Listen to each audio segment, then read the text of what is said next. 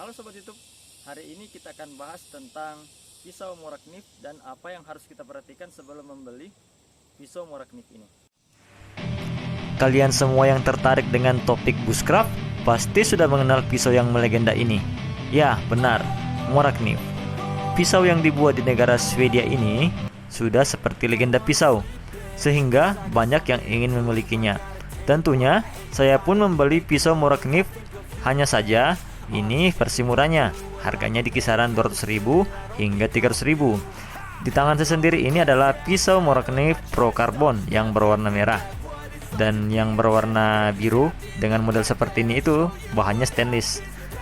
Oke, tapi kita tidak akan terlalu fokus ke pisau Pro Carbon saya ini, namun membahas hal-hal yang harus diperhatikan ketika membeli atau sebelum memutuskan membeli pisau Morakniv, yang dimana pada umumnya hal-hal itu yang harus jadi pertimbangan.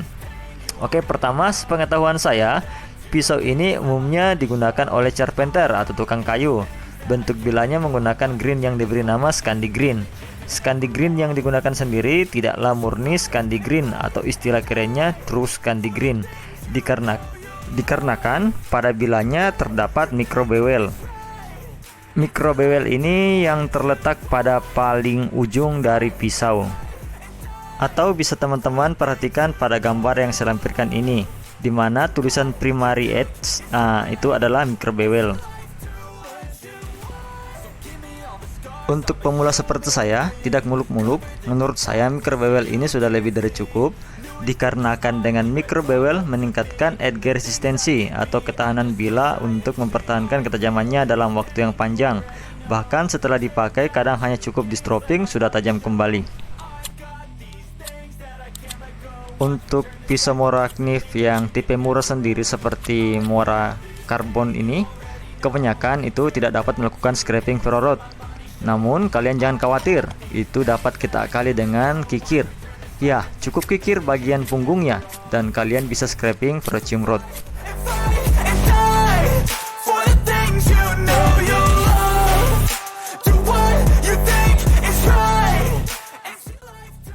Hal yang jadi masalah utama sebelum membeli pisau Morakniv ini adalah apakah kalian bisa mengasah pisau ini dengan baik.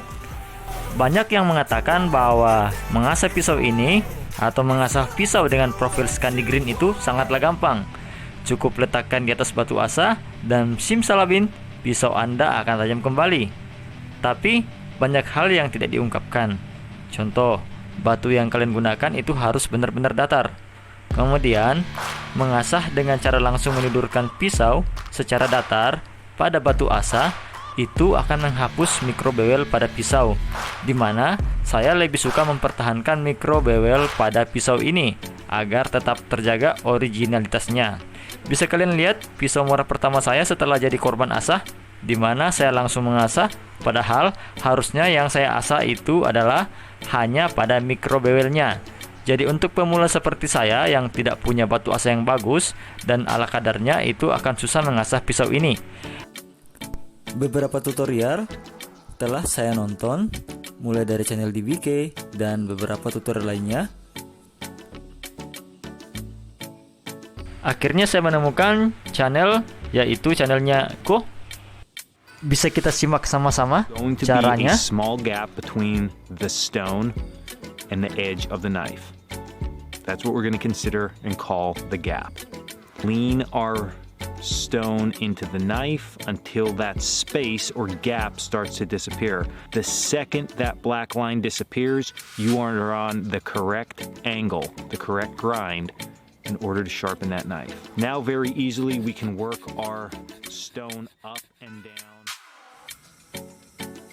Jadi maksud dari beliau adalah kita cukup mengasah micro bevelnya, jadi tidak usah diasah secara keseluruhan agar terhindar dari kesalahan yang saya lakukan seperti pada pisau Morakniv yang satu ini. Jika kita zoom memang terlihat micro bevel pada bagian atas, jadi cukup asah bagian itu.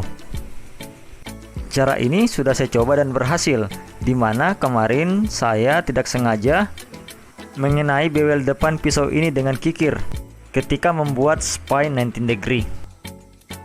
Jadi saya asah pada bagian micro bevel seperti ini Akhirnya bagian yang rolling terkena kikir kembali seperti semula. Setelah kita ngomongin pisau morak knif panjang lebar, tidak afdol rasanya jika kita tidak cek performa dari pisau ini. Meskipun sebelumnya sudah pernah saya review, performanya memang sangat baik menurut saya, dan wajar jika teman-teman banyak yang mengincar pisau morak knif ini. Berikut adalah tes batoning.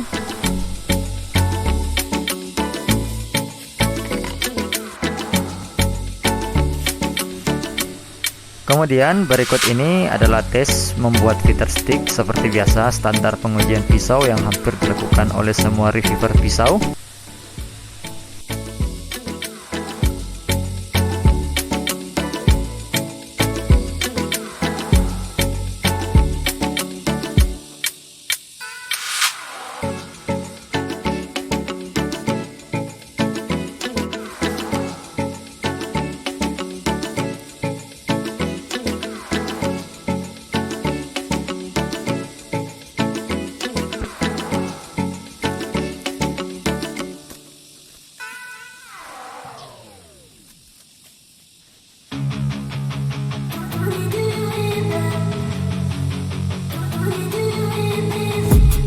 I've been dreaming on in my head like I've seen it. A life worth living is a life with meaning. I'll do what I love till my heart stops beating. I'm feeding this demon.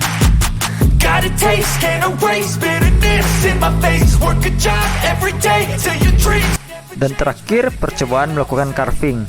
Dan ini yang membuat pisau morak knif sangat terkenal, yaitu gigitannya sangat dalam. Bisa kalian lihat? Jadi ini sangat enak buat carving. Untuk pemula seperti saya yang belajar carving, ini sudah lebih dari cukup.